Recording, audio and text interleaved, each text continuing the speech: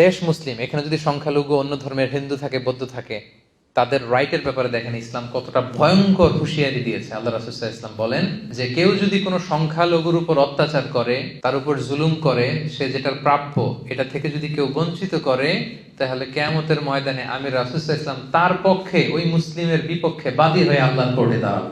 আপনি নামাজ পড়তে পড়তে কপালে দাগ ফেলাই দিয়েছেন, দাড়ি রাখতে রাখতে এত লম্বা জুব্বা, এরপরে হিন্দুদের বাড়ি দখল করতেছেন আর বলতেছেন আপনি বড় হাজী সাহেব। আল্লাহ রাসূল সাল্লাল্লাহু আলাইহি ওয়াসাল্লাম বলেন কিয়ামতের দিন আল্লাহ রাসূল ওই হিন্দুর পক্ষে থাকবে, আপনার বিপক্ষে।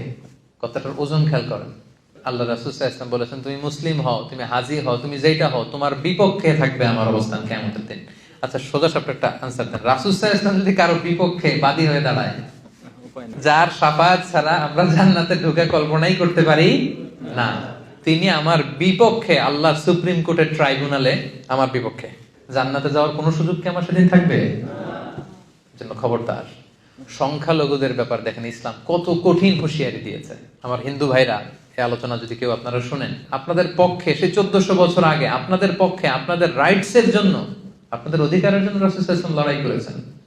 স্পষ্ট ঘোষণা, সংখ্যালঘুদেরকে আক্রমণ করলে, এদের উপর অত্যাচার করলে, জুলুম করলে, এদের প্রাপ্য অধিকার থেকে বঞ্চিত করলে, আমি নবী কিয়ামতের দিন সংখ্যালঘুর পক্ষে দাঁড়াবো, তার বিপক্ষে দাঁড়াবো।